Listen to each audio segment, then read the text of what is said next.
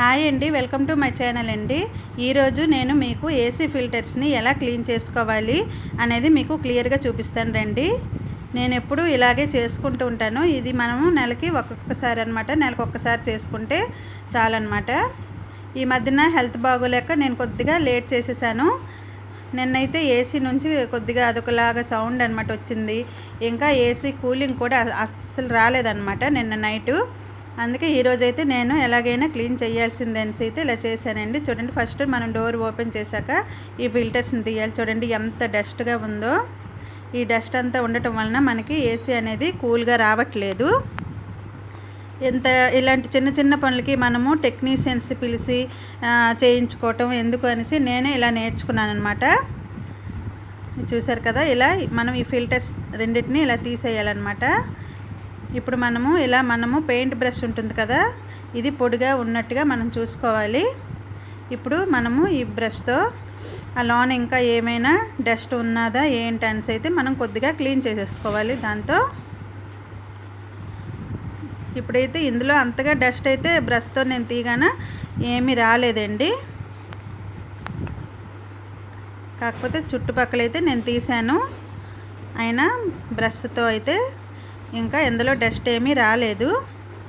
మళ్ళీ ఇప్పుడైతే నేను క్లాత్తోని క్లీన్ చేయాలనేసి అయితే మళ్ళీ నేనైతే క్లాత్ అనమాట తెచ్చుకున్నాను. ఇప్పుడు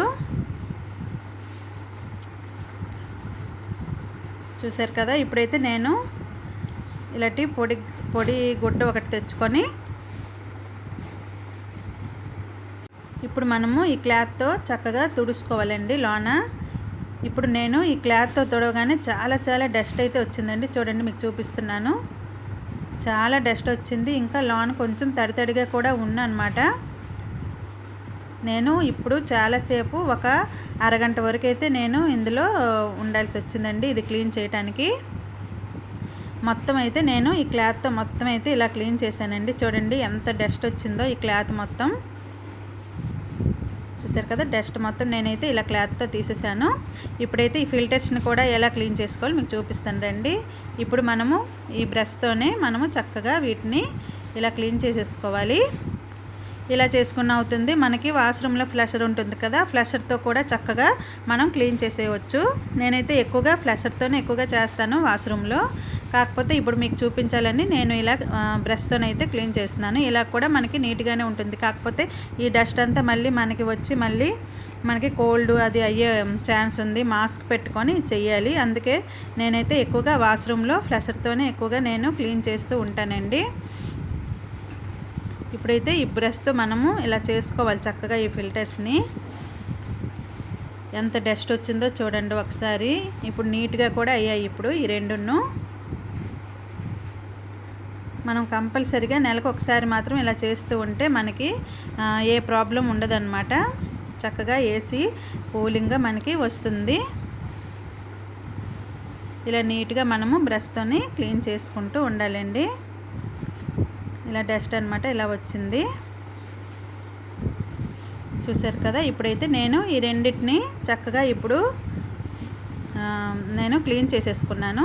ఇప్పుడు మనము ఇందులోని సెట్ చేసేద్దాం. ఈజీ అనండి. ఈ డోర్ ఓపెన్ అయ్యాక మనకి అక్కడ చిన్న క్లిప్ లాగా ఉంటుంది. అది మనము ఇలా ప్రెస్ చేసి ఇలాగ మీదకి తీసిస్తే చాలండి, అవి వచ్చేస్తాయి చక్కగా. ఒకసారి చేశారంటే మీకు ఈజీ అయిపోతుంది. నేనే ప్రతిసారి ఇలా చేసుకుంటూ ఉంటానండి. మేమైతే ఇంతవరకు టెక్నీషియన్స్ పిలిచి ఈ పని అయితే చేయించలేదు, నేనే ఎప్పుడు చేస్తూ ఉంటాను.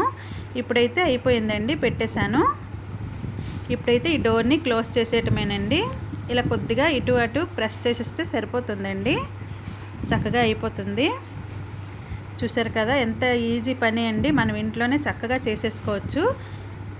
మీరు కూడా ఇలాగే చేస్తూ ఉండండి ఇంట్లో. ఇప్పుడైతే ఏసీ ఒకసారి అయితే ఆన్ చేసి చూశానండి.